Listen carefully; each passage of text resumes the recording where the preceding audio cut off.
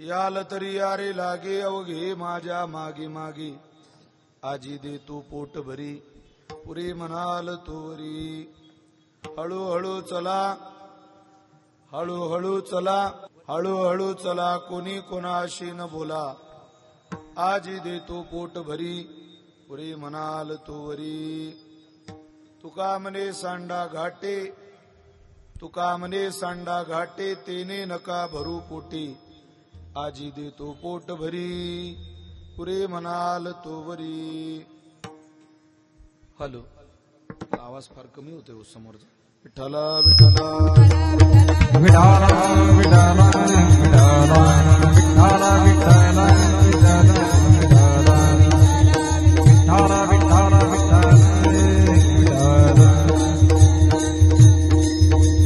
विठाला विठाला विठाला.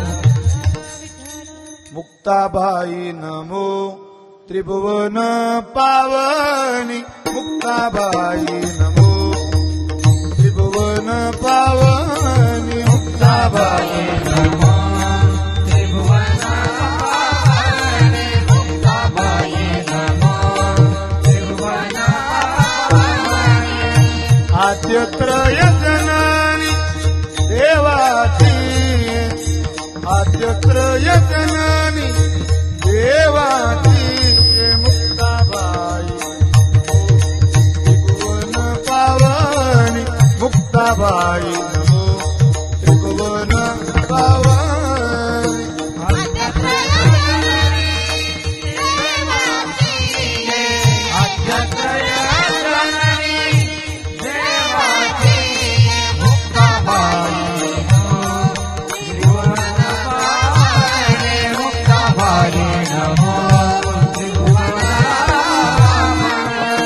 गण गण गणात बोल मनोलीला अंगा, सामर्थ्याने गजानना संकट जाई माघारा. गण गण गणात बोले, गण गण गणात बोले, गण गण गणात बोले. तुम्ही विश्वनाथ दीनरंग मी अनाथ, दीनरंग मी अनाथ, दीनरंग मी अनाथ. तुम्ही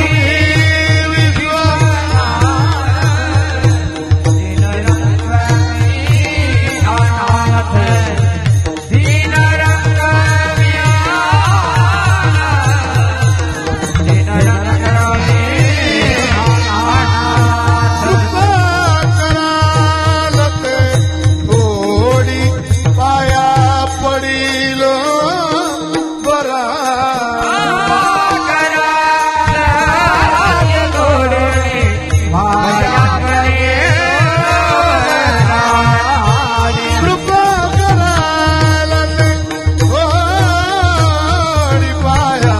पडिल बरा.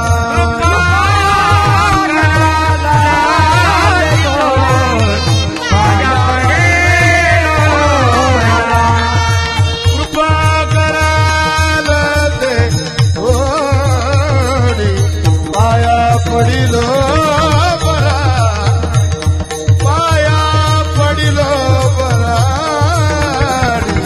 पाया पडिल बरा.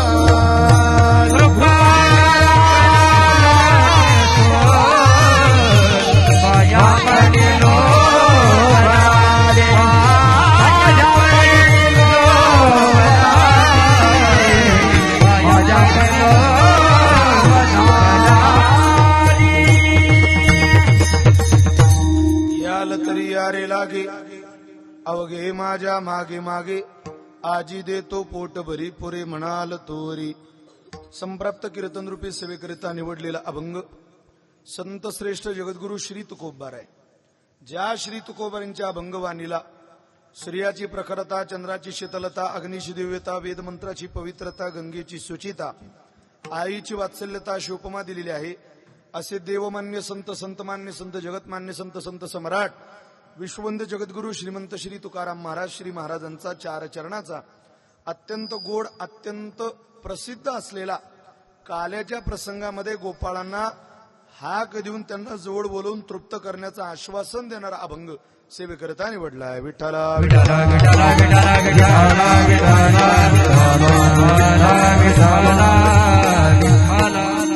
संकल्पित वेळेत या अभंगाचं काहीच चिंतन, काहीशी भूमिका आपल्याला सगळ्यांच्या सहकार्यातनं भगवान श्री काशी विश्वेश्वराच्या दरबारामध्ये ही सेवा आपल्याला पूर्णतेला न्यायची. आपल्या या पुण्य पावन भूमीमध्ये ग्राम गुंजाळवाडी गावामध्ये समस्त भजनी मंडळी, कावडी मंडळ, ग्रामस्थ, अध्यक्ष, उपाध्यक्ष, खजिनदार वर सन्माननीय सर्व सप्ताह कमिटीचे पदाधिकारी आणि श्री क्षेत्र काशी विश्वेश्वर देवस्थान गुंजाळवाडी यांच्या संयुक्त विद्यमाने या ठिकाणी संपन्न होत असलेला हा महाशिवरात्रीच्या पर्व काळातला भलामोठा उत्सव आणि या उत्सवाच्या सांगतीची सेवा माझ्याकडे आलेली आहे. त्यामध्ये ग्रंथराज ज्ञानेश्वरी पारायण सोहळा तथा दुग्ध शर्करा योग संकीर्तन सप्ताहाचे देखणं नियोजन आपल्या सगळ्यांच्या सहकार्यातनं संपन्नतेच्या दिशेला जात आहे. श्रद्धेय आदरणीय हरिभक्त पारायण बन्सी महाराज गुंजाळ महाराजांच्या मार्गदर्शनाने संपन्न होत असलेला हा सोहळा आणि गावातील सर्व ज्ञात अज्ञात महानुभाव या श्रोतृवर्गाच्या उपस्थितीत संपन्न होत असलेला सोहळा, ज्यांच्या माध्यमातून माझ्याकडे या कीर्तनाचं निमंत्रण आलं ते आपल्या गावचे उपसरपंच आदरणीय नरेंद्र भाऊ गुंजाळ, आदरणीय नरूभाऊंच्या प्रेमातनं त्यांच्या संपर्कातनं माझ्याकडे आलेली कीर्तन सेवा. आजच्या या कीर्तन सेवेचं ज्यांच्याकडे सेवादान आहे अशा आदरणीय हरिभक्त पारायण रामभाऊ दादा गुंजाळ या समस्त मंडळींच्या चरणी अंतःकरणपूर्वक प्रणाम करतो. पखवास साथीला माझ्या कीर्तन सेवेला आज उपस्थित असलेले आदरणीय हरिभक्त पारायण श्रद्धेय अभिषेकजी महाराज जगदाळे आहेत. गायनाची साथ ज्यांची आहे असे आदरणीय माझे दोघी बंधू ज्यांची पहिली चाल झाली असे आदरणीय श्रद्धेय नवनाथजी महाराज गीते, त्यांच्या साथीला आदरणीय शुभमजी महाराज बनकर आणि सगळी संस्थेची महाराज मंडळी, आदरणीय ताई आहेत, संस्थेच्या सगळे कन्या आहेत, विद्यार्थी आहेत. या सगळ्यांच्या चरणी अंतःकरणपूर्वक प्रणाम करतो. संकल्पित वेळेत या अभंगाचं काहीसं चिंतन आवरण्याचा प्रयत्न करतो. तशी शूटिंगला आपली कायम मनाई असते, पण आज वारकरी संप्रदाय एका कुटुंबातल्या चॅनलवर बोलतोय, त्यामुळे मला कुठलीही भीती नाही. विठ्ठला विठ्ठला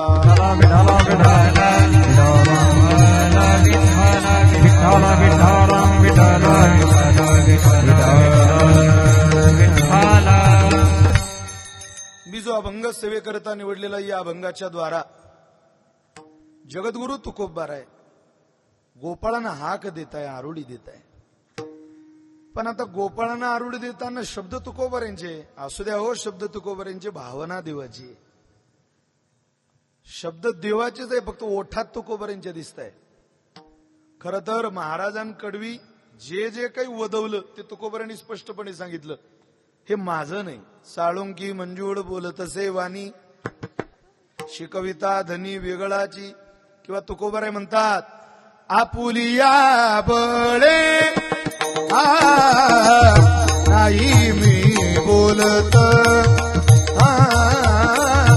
आपुलिया बळे नाही मी बोलत, बोलत आपुलिया बळे नाही मी बोलत, आपुलिया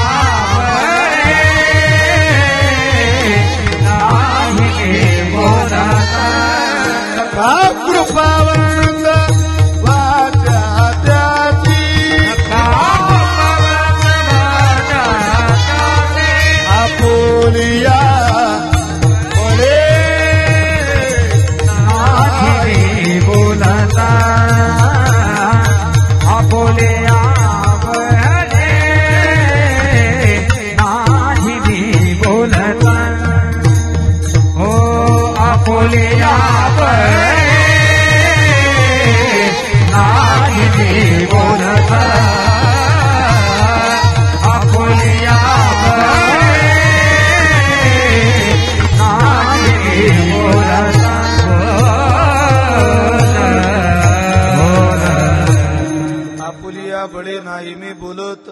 सखा कृपावंत वाचा त्याची. मी बोलत नाही तुकोबर म्हटले, हे बोलतानाचे सगळे शब्द माझ्या ओठात जरी दिसत असले तर हे बोलवणारा मात्र जगाचा मालक आहे. निळा म्हणे मी बोलता, दिसे परी त्याची सत्ता. कधीतरी कोणाच्या तरी सत्तेनं काही माणसं बोलत असतात. जगामध्ये जी मीडियाला आज वाद दिसताय, हे वाद घडवताना वेगळे आणि करताना वेगळे. म्हणजे काही माणसं एकमेकाशी वाद घालतात, पण त्या वादाचं कारण जर शोधलं तर तिसराच असतो कोणीतरी. तसं तुकोबरेंची वाणी कधी भांडताना, कधी रागावताना, कधी उपदेश करताना, कधी प्रेमानं आपल्याला कुरवाळताना दिसते. पण हे सगळे तुकोबरेंच्या ओठी येणारे शब्द केवळ आणि केवळ भगवान परमात्म्याच्या कृपेनं बाहेर येत आहे. तुकोबरेंची वाणी आहे, पण भावना देवाची आहे. जगाचा मालक गोपाळांना आपल्या जवळ बोलावतो आज प्रसादा करता. खरं तर आजचं कीर्तन हे प्रसादाचं कीर्तन आहे. थोडा इको कमी करा बोलताना, आवाज द्या समोरचा, गेन द्या गेन. हे प्रसादाचं कीर्तन आहे. काय करतं प्रसादाचं कीर्तन? प्रसादस्तु प्रसन्नता. प्रसादाचं कीर्तन प्रसन्नता वाढवतं. प्रसादे सर्व दुःखानां हानी. प्रसाद मिळवला की जीवनामध्ये सगळ्या दुःखाची हानी करता येते. बरोबर, तसे प्रसादाचं कीर्तन आहे. आजचं कीर्तन इतकं आनंददायी असतं की आजच्या कीर्तनामध्ये रजोगुणी, तमोगुणी, सत्वगुणी माणसं तृप्त असतात. रजोगुणी माणसं तृप्त का? कारण त्यांना कृष्णचरित्र मुळात आवडतं. सत्वगुणी माणसं तृप्त का? त्या लोकांना भगवान परमात्म्याचं कीर्तनच मुळात आवडतं. पण तमोगुणी माणसं तृप्त का? त्याचं कारण जर कोणी मला विचारलं तर मी असं सांगेल, तमोगुणी लोकांना सुद्धा आजच्या कीर्तनाने असा आनंद असतो की त्यांना असं वाटतं 7 दिवसाची चालू असलेली कटकट हे कीर्तन झालं की बंद पडणार आहे. म्हणजे या कीर्तनाने सप्ताह होतो याचं तरी त्यांच्या अंतःकरणात समाधानच आहे. इतकं समाधानापर्यंत नेणार हे कीर्तन आहे. काल्याचं कीर्तन काही नवीन नसतं. काल्याचं कीर्तन म्हणजे ठरलेलं आहे. इथं कीर्तनकार वेगळं काहीच सांगू शकत नाही. हा, वेगळ्या माध्यमातून तो चरित्र रंगवू शकतो. पण त्यानं जर म्हटलं आज मी श्रीरामाचं चरित्र सांगतो, चालत नाही. ब्रह्मदेव सांगतो, चालत नाही. इंद्र सांगतो, अरे बाबा नाही आवडणार. पांडुरंग परमात्म्याचं चरित्र पूर्ण कीर्तन चालणार नाही. मग तेची अनुवाद सदा सर्व काळ करोनी गोपाळ कालासेऊ. अहो गोपाळांचं भगवान श्रीकृष्णाचं चरित्र सांगितल्याशिवाय आज आपलं कीर्तन पूर्णतेला जाणार नाही. तुम्ही घरून निघाले त्यावेळेला तुम्ही ठरवलंय काय ऐकायचं, आणि मी घरून निघालो त्यावेळेला मी ठरवलंय कीर्तनात काय सांगायचं. बदलत नाही असा भाव या कीर्तनाचा आहे. श्री धनम नास्तिकम चरितम न श्रवणीय. आजच्या कीर्तनामध्ये केवळ आणि केवळ भगवान श्रीकृष्णाच्या चरित्राचंच वर्णन करायचं. महाराज काय चांगलं पर्व काळ आहे. काशी विश्वेश्वराच्या दरबारात काल महाशिवरात्री संपन्न झाली आणि आज काला होतोय. तुम्ही फार चांगल्या पर्व काळावरती हा उत्सव करताय याचं मला समाधान आहे. महाशिवरात्री हा भगवान परमात्म्याचा जागर आहे आणि त्या जागराचा हा काल आहे. त्या जागराची ही सांगत आहे. तशी शिवरात्री प्रत्येक महिन्याला येते. प्रत्येक महिन्याला चतुर्दशीला शिवरात्री येतेच. पण त्या सगळ्या वर्षभरातल्या शिवरात्रींचं राजपद राणीपद जिच्याकडे आहे ते भगवान शंकराची रात्र, तिला महाशिवरात्री असं आपण म्हणतो. काय केलं त्या भगवान महादेवाने? हा बाबा तुमच्या माझ्या कर्ताच्या स्थानावर आला. जानो निक्षेत्र अभिमानी राज्य तेजिले ईशानी.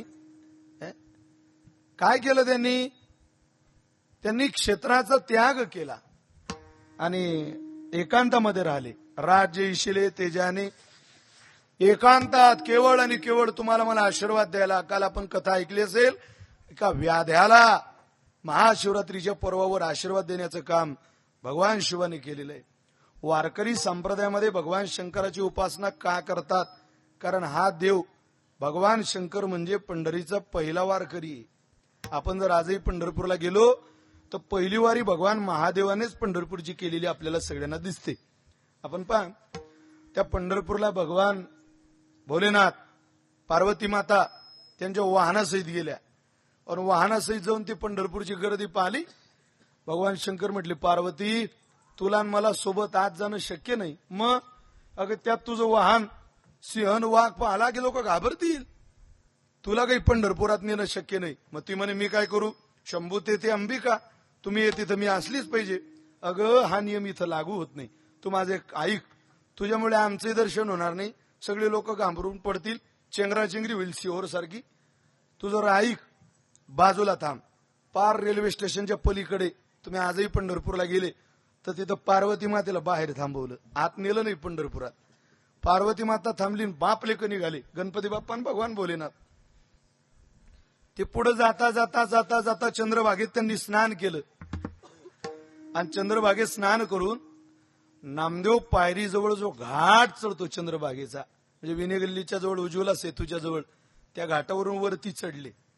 वरती चढून पोलीस चौकी आहे बघा उजव्या हाताला, त्या पोलीस चौकीला लागूनच मारुतीरायाचं मंदिर आहे. त्या मारुतीरायाच्या मंदिरात दर्शनाला थांबावं, मारुतीरायाला दर्शन द्यावं, काही आशीर्वाद स्वीकारावा आणि काही द्यावा. अनेक साधक वारकरी होते.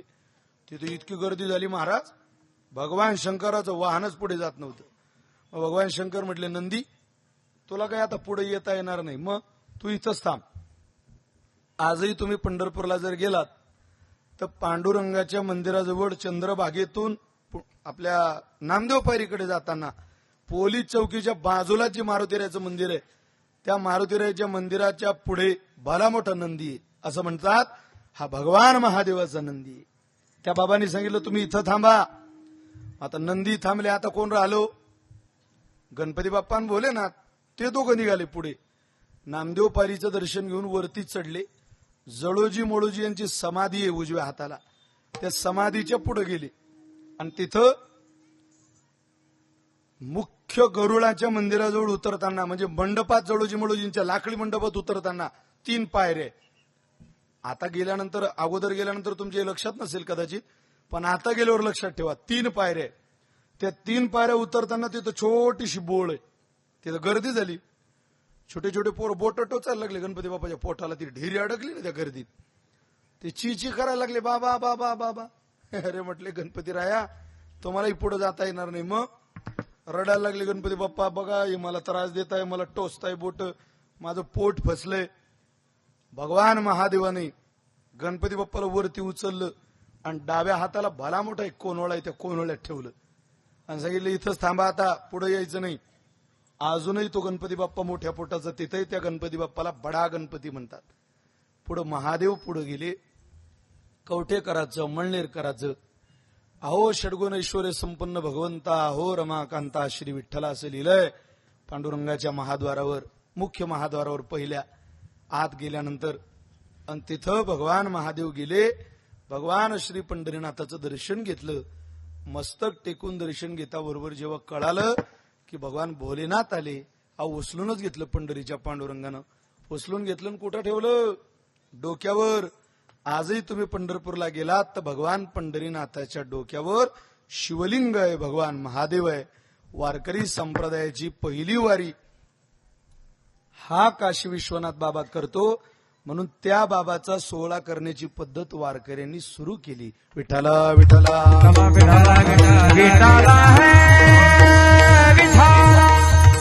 ज्ञानोबा असं म्हणतात, नेनो त्रिपुरारी सांगितले. भगवान शंकरानं हे कधी सांगितलं वारकरी संप्रदायाचं ज्ञान आम्हाला माहिती नाही. कारण आपला देव भगवान विष्णू आहे आणि आपले गुरु भगवान शंकर आहे. समोरचा आवाज खूप कमी, हरकत नाही, मी आपल्याला सांगतोय मला आवाज कमी होतोय, पण आवाजच येईना, तुम्ही काहीतरी करा बाबा. विठ्ठला विठ्ठला माईक बदला. मला फार जोडून बोलायची अशी सवय नाही, मला इथून बोलायची सवय. इथून बोललं तर तो आमचा आवाज घेऊन जाईल तुमच्यासोबत. विठ्ठला विठ्ठला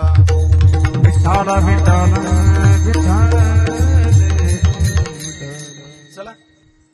भगवान महादेवाचं भजन ही वारकऱ्यांना मान्य आहे आणि भगवान शंकराची उपासना सुद्धा तुम्हाला मना मान्य आहे. अहो ज्या सुंदर रामायणाचं चिंतन आपण ऐकतो, त्या सुंदर रामायणाची वाटपच देवाने केली. महाराज कोणी केली? ज्या वेळेला सुंदर रामायण झालं त्यावेळेला भगवान महादेवाकडे सगळेच गेले. कोण? देव, दानव आणि मानव. तिन्ही भगवान शंकराकडे गेले आणि तिथं म्हणतात, देवा याची वाटणी करून द्या. म्हटले किती श्लोक आहे? 100 कोटी. त्या 100 कोटी श्लोकांची देवानं वाटणी सुरू केली. कारण यांची भांडणं चालू होते. दानव म्हटले रामायण आम्हाला पाहिजे, मानव म्हटले रामायण आम्हाला पाहिजे, देव म्हटले रामायण आम्हाला पाहिजे. त्याची वाटणी भगवान महादेवानं केली. ज्या देवाची उपासना तुम्ही करता त्यांनी वाटणी कशी केली पहा. त्यावेळेला सुंदर रामायणाचे श्लोक झाले 100 कोटी.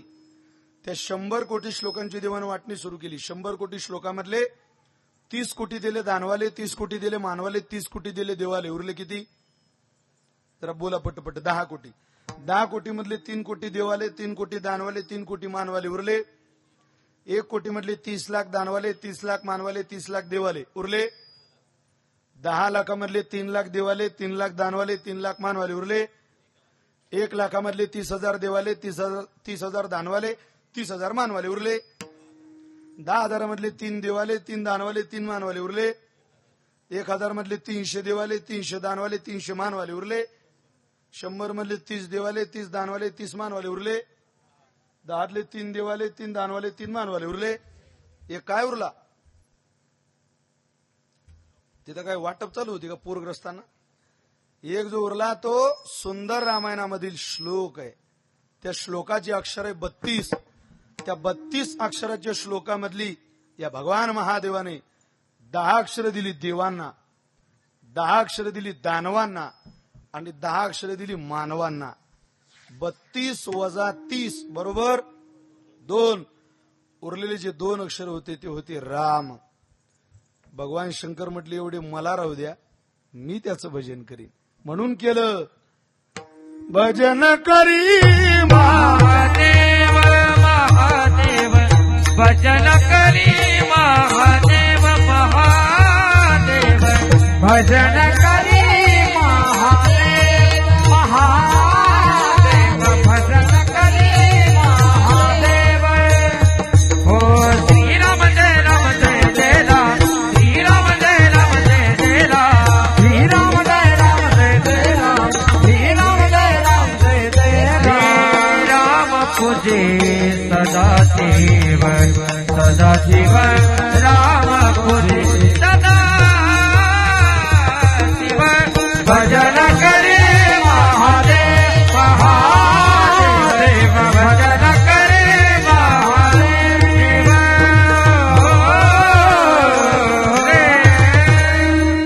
देवाने देवाचं भजन केलं म्हणजे आपला भगवान विष्णू भगवान शंकराचं भजन करतो आणि भगवान महादेव भगवान विष्णूचं भजन करतात. रामपूजी सदाशिव अशी जर आख्यायिका असेल, अशी जर पद्धत असेल तर आज वारकरी संप्रदायाच्या दृष्टीनं महाशिवरात्रीचं पर्व, द्वादशी सोडण्याचं पर्व आज मिळतंय आपल्याला. म्हणजे एकादशी आणि महाशिवरात्र अशी दोन्ही व्रत केलेली माणसं माझ्यासमोर बसलेले.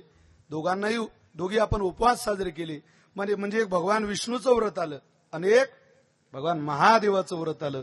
दोन्ही उपवास जवळजवळ आली या वर्षी. किती आनंद आणि किती सुंदर पर्व काळ. आज सगळ्यांनी त्या उपवासाचं पारणं सोडायचंय. पण पारणं सोडायचं तर कोण्याही ठिकाणी नाही, केवळ प्रसादाच्या कीर्तनाने सोडायचं, काल्याच्या कीर्तनाने करायचं. अशा 2 पर्व काळात श्रवण करायला कीर्तनाचं फळ काय मिळू शकतो? समाधी श्रवणाचं कीर्तन ऐकल्याचं भाग्य आजच्या कीर्तनात मिळतं. इतका पर्व काळाचा महिमा आपल्या संप्रदायामध्ये विशेष आहे. कीर्तन म्हणजे काय विरंगुळ आहे, काय रंजन आहे, काय टाइमपास म्हणून चाललंय? हे तुमच्या माझ्या उद्धाराचं माध्यम आहे. उद्धाराच्या माध्यमाकरता आपल्या मुलाबाळांना आशीर्वाद घ्यायला आपण कीर्तनात आलं पाहिजे. आणि तो येण्याचा मानस जर कीर्तनात असेल तर मला असं वाटतं निश्चित आपला पदर आज आशीर्वादानं भरणार आहे. आपण सगळे तृप्त होणार आहे. त्यामुळं मिळालेल्या वेळेमध्ये मोजून काही वेळेत या अभंगाची भूमिका, या अभंगाचं प्रसादाचं चिंतन आपल्या समोर मांडायचं आहे. लक्षपूर्वक ऐकलं तर मला विशेष आनंद होईल. टाळी वाजवा. विठ्ठल विठ्ठल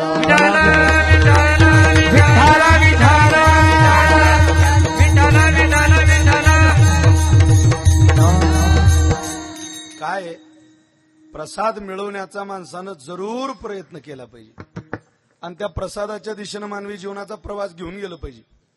आपण आहोत कुठं त्यापेक्षा असलेल्या जागेवरती काय करतो याला जगात खूप किंमत आहे. तुम्ही कोण्या जागेवर याला महत्व नाही, तुम्ही असलेल्या जागेवरती काय करता याला फार महत्व आहे, अनन्यसाधारण महत्व आहे. बरीच माणसं चांगल्या चांगल्या जागेवर आहे पण काहीच करत नाही. त्या अकबर बिरबलाच्या अनेक गोष्टी, अनेक कथा आपल्या कानावर आहे, आपण कायम ऐकतो. चांगल्या जागेवर आहे माणसं पण करत काही नाही. काही माणसं कुठल्याच जागेवर नाही, खूप काही करून जातात. असं म्हणे एकदा बादशाहनं बिरबलाला जवळ बोलावलं आणि त्याला बादशाह म्हणतोय, बिरबला मला तुला एक रात्रीचा प्रसंग सांगायची इच्छा होते गळ्या, तुला वेळ आहे का? हो म्हणे वेळ आहे, सांगा.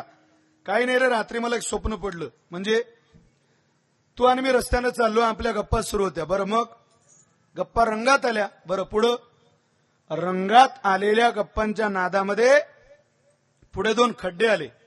बरं मग अरे आलेल्या खड्ड्यांमध्ये एका खड्ड्यात तू पडला आणि एका खड्ड्यात मी पडलो ना. पुढे पुढे काय करतो, दोघही खड्ड्यात पडलो. हो दोघही खड्ड्यात पडलो. बिरबल म्हटलं अहो माझं जाऊ दे, पण तुमच्यासारखा राजा खड्ड्यात पडणं बरं नाही वाटत हो. बादशाह म्हणे पुढे ऐक, आपण दोघही खड्ड्यातच पडलो, पण तू ज्या खड्ड्यात पडला तो खड्डा घाणीनं भरलेला होता आणि मी ज्या खड्ड्यात पडलो तो खड्डा मधानं भरलेला होता. म्हणजे मी मधाच्या खड्ड्यात पडलो आणि तू घाणीच्या खड्ड्यात पडला. आता बिरबल म्हणजे हजर जबाबी. तो म्हणे मलाही असं स्वप्न पडलं रात्री. तुलाही? हो. तुम्ही मी रस्त्यानं चाललो, आपल्या गप्पा सुरू होत्या, त्या रंगात आल्या, पुढे 2 खड्डे आले, एका खड्ड्यात तुम्ही, दुसऱ्या खड्ड्यात मी, बरोबर तुम्ही मधाच्या खड्ड्यात, मी घाणीच्या खड्ड्यात. मग पण माझं स्वप्न म्हणजे थोडं पुढे होतं. म्हणजे आपण दोघही खड्ड्यातून बाहेर आलो. तुम्ही मला चाटत होते, मी तुम्हाला चाटत होतो. तुम्ही कोणत्या खड्ड्यात आहात याला किंमत नाही गुंजाळवाडीकर. तुम्ही तुमच्या जीवेनं काय चाटता याला जीवनात किंमत आहे. घाणीनं भरलेलं बिरबलाचं शरीर वजा करा, पण ज्याचं शरीर घाणीनं भरलेलं आहे त्याच्या जीवनात मधाच्या दिशेनं जाण्याची जी झेप आहे, जो प्रवासाचा मार्ग आहे, तो मला इथे सांगायचा आहे. त्याचं शरीर घाणीने भरलं हो, तो सुद्धा मधाच्या चवीच्या अभिलाषा करतो, अपेक्षा करतो. याचं कारणच असं आहे, त्याच्या जीवनात आहे तिथून पुढे जाण्याचा प्रवासाचा मार्ग त्यानं निवडलेला आहे. तुम्ही आहा कुठे त्याला किंमत नाही. असलेल्या जागेवरती काय मिळवण्याचा प्रयत्न करतात. या पोरांचं काय वय हो, छोटे छोटे पोरं आहे, मुली आहे, बघा काय वय यांचं. पण प्रवास जो चाललेला आहे, तुम्ही हे एवढे सोडले तर बसलेले 10 तरुण कीर्तनाला मला दाखवा. दाखवा ना. मान जरी वळून पाहिली ते रागवू नका. ही माझी गावची परिस्थिती. एखाद्या वेळेला आपली पोरं कीर्तन ऐकतील, पण लांबून ते समोर बसून ऐकत नाही. आले तो भाग्य. आज इथं काल्याचं कीर्तन आहे, ते धावपडीत असतील कदाचित, आज स्वयंपाकाच्या गडबडीत असतील, पण एरवी गावात उत्सव आहे म्हणून सगळी पोरं टाळ घेतात, भजन करतात. का? मुसलमानाचं 5 वर्षाचं बच्चं मशिदीत जातं नमाज पठण करायला, त्याला लाज नाही वाटत आपल्या धर्माची टोपी घालायची आणि आपल्या अल्लाची आराधना करायची. त्याला वाटतं 5 वर्षाच्या पोराला कळतं हा अल्लाह म्हणजे आपलं पूर्ण जीवन आहे. आपण जिथं अजान पठण करतोय, जिथं नमाज पठण करतोय, जिथं आराधना करतोय, ते जीवनाचं सर्वस्व आहे असं 5 वर्षाचं पोरग समजतं. आपलं पोरग 12वी पास झालं तरी मंदिरात येत नाही. त्याला लाज वाटते देवदेव करायची, शरम वाटते त्याला का हातात ज्ञानेश्वरी वाचायची. अवघड आहे महाराज. जसा काळ बदलत चालला तशा काळानुरूप बऱ्याच गोष्टी बदलत चालल्या. येणाऱ्या काळामध्ये कोण सांभाळेल कधी टिकेल कळायला तयार नाही मला. अहो केवळ 30% माणसं कीर्तनामध्ये आपल्या कानाला बरं वाटावं म्हणून कीर्तन ऐकायला कीर्तनात येतात. केवळ आपल्या कानाला बरं वाटावं म्हणून. ते काही उद्धारा करता येत नाही. ज्या लोकांना उद्धारा करता कीर्तनात यावं वाटत नसेल त्यांनी इतक्या चांगल्या मंडपातली गर्दी कमी केली पाहिजे. तुम्ही नाही आला तरी होणार आहे. अरे ज्या महाराजांची आज जयंती आहे ना, हिंदवी स्वराज्य संस्थापक छत्रपती शिवाजी महाराज तुकोबर यांच्या कीर्तनाला मांडी घालून बसवत होते. ही महाराजांच्या विचाराची ताकद होती. जगात राजे अनेक झाले पण महाराज झाले नाही. राजान महाराज एकच झाला. त्या महाराजांना आपण म्हणतो हिंदवी स्वराज्य संस्थापक छत्रपती शिवाजी महाराज. एक सुद्धा मंदिर नाही, पण जार रोडला एक मंदिर नाही, एक. पण आपल्या जगण्यानं, आपल्या कर्तृत्वानं, ज्यानं हृदयात आपलं मंदिर कोरलं त्या महाराजांचं नाव आहे छत्रपती शिवाजी महाराज. इतकी उदारता होती जगण्यात, ती ताकद होती.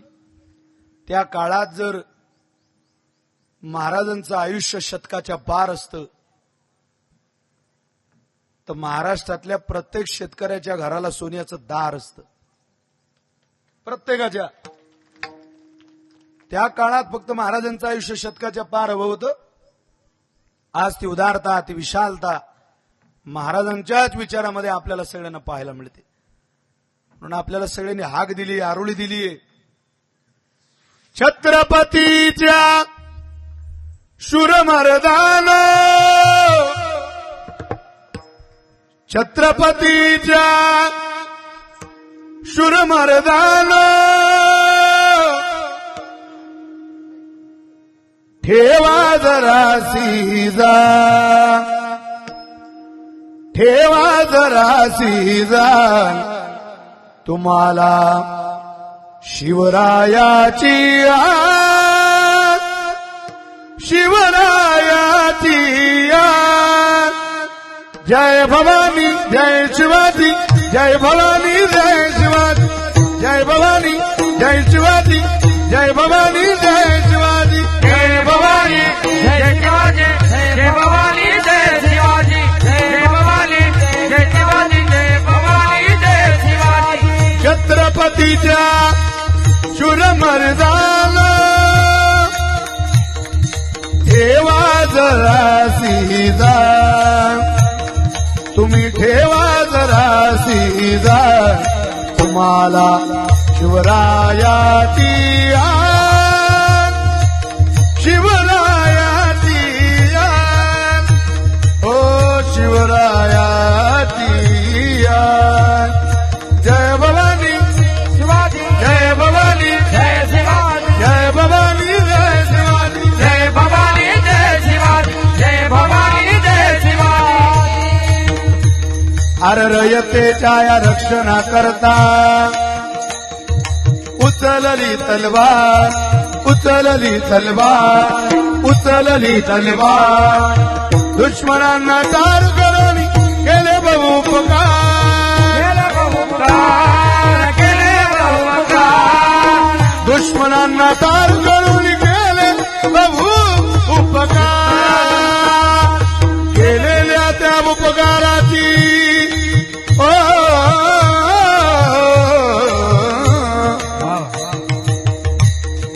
केलेल्या त्या उपकाराची ठेवगडार शिवरायाची शिवरायाची जय भवानी जय शिवाजी जय शिवाजी जय भवानी जय शिवाजी जय भवानी जय शिवाजी छत्रपतीच्या शूरमर्दान छत्रपतीच्या शूरमर्दान हेव गळ्या रे हेवा जरा शिजा तुम्हाला शिवरायाची आस शिवरायाची आस जय भवानी जय भवानी जय भवानी जय भवानी जय भवानी जय शिवाजी जय भवानी जय शिवाजी जय भवानी जय शिवाजी काळ्या राती तळपत होत तिच्या रूपाचून काळ्या राती तळपत होत तिच्या रूपाचून अरे अशीच देखणी होती अशीच देखणी होती एका मुसलमानाची सून या तरुणीला आई म्हणाला हो या तरुणीला आई म्हणाला राजा तो शिलवान सा राजा तो शिलवान म्हणून आनंदाने नांदत होत हिंदू मुसलमान आनंदाने नांदत होते हिंदू मुसलमान आनंदाने नांदत होते हिंदू मुसलमान बांधतो होता मंदिर तेथे बांधतो होता मस्जिद अशा नराच्या पुतळ्या पाशी अजून झुकतशील वामनवाणी शिवरायाचं करतो मी वंदन अरे मला न आवडे साताही धर्माचे बंधन असाच माझा राजा होता माणुसकीचे कान माणुसकीचे कान म्हणून आनंदाने नांदत होते हिंदू मुसलमान आनंदाने नांदत होते हिंदू मुसलमान आनंदाने नांदत होते हिंदू मुसलमान आनंदाने नांदत होते हिंदू मुसलमान आनंदाने नांदत होते हिंदू मुसलमान आनंदाने नांदत होते हिंदू मुसलमान आनंदाने नांदत होते हिंदू मुसलमान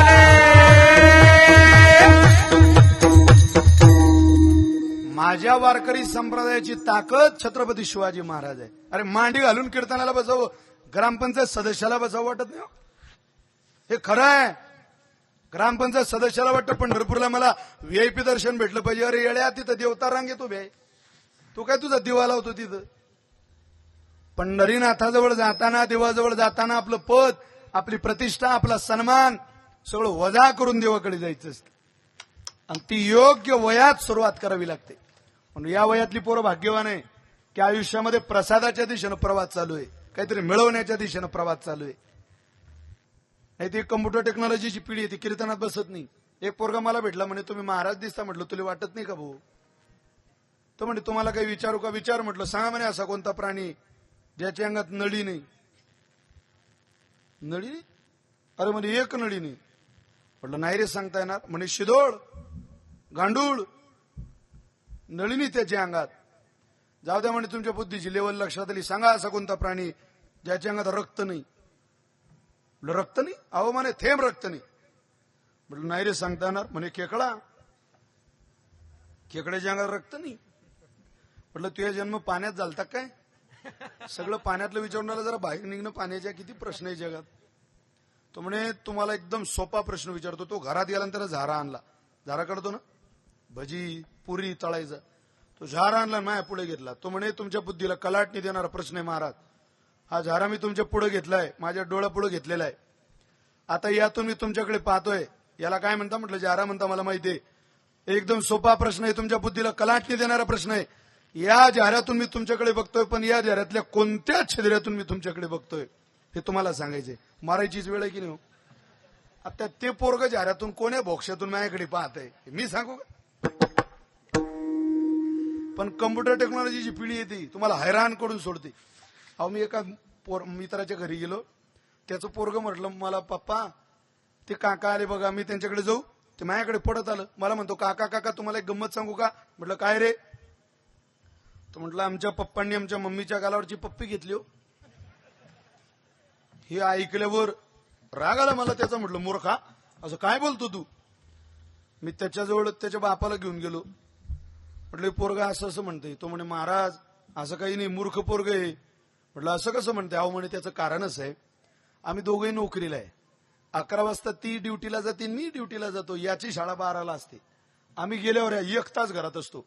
मग याला आम्ही हसवत खेळवत मजा करत आम्ही याला सोडतो आणि घराच्या बाहेर पडतो. म्हणजे काय करता तुम्ही? काय नाही म्हणे दोघे नवरा बायको याला दरवाजात उभं करतो. आम्ही याचे गाल वाटून घेतले. उजवा गाल पप्पाचा, डावा गाल मम्मीचा. दोघी गाल्यावरचे 2 जण आम्ही मुके घेतून बाहेर पडतो. आज मला जरा गडबडीत घराच्या बाहेर पडताना उशीर झाला. आम्ही उजव्या गालावरची पप्पी न घेता डाव्या गालावरची पप्पी घेतली. ती या काट्यानं अख्ख्या गल्लीत बोबाटा केला. पप्पाने मम्मीच्या गालाची पप्पी घेतली, पप्पाने मम्मीच्या गालाची पप्पी घेतली. असं होतं ते. तुमच्या डोक्यात आलं तसं काही नव्हतं. त्यात मी पोरं सांगतोय तुम्हाला. पोरं नाद करू शकत नाही तुम्ही या सोशल मीडियाच्या जमान्याचा. या पोरांचा हैराण करून सोडतील ती. पण त्याच वयाची हे बालगोपाल पहा, रागवू नका. या वयाची तुमची घरातली नातवं पहा आणि संस्थेची विद्यार्थी पहा. तुम्हाला निश्चित फरक दिसेल. हे प्रसादाच्या दिशेनं जाणारं जीवन आहे.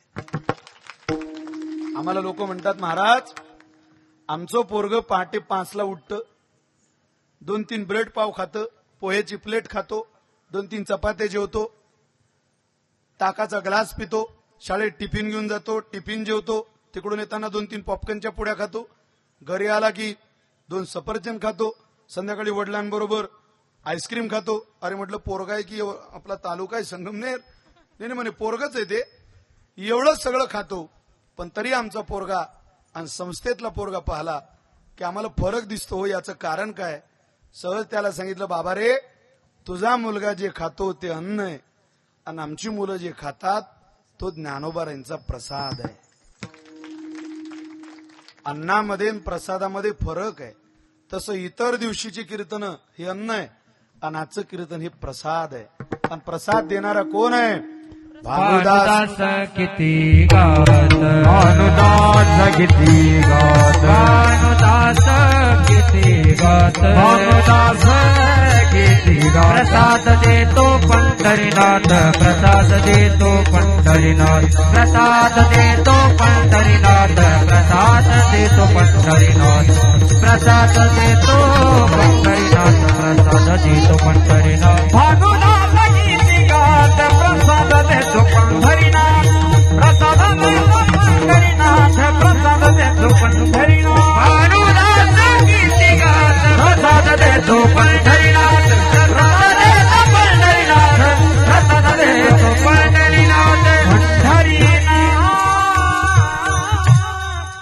भानुदास गीती गात प्रसाद देतो पंढरीनाथ.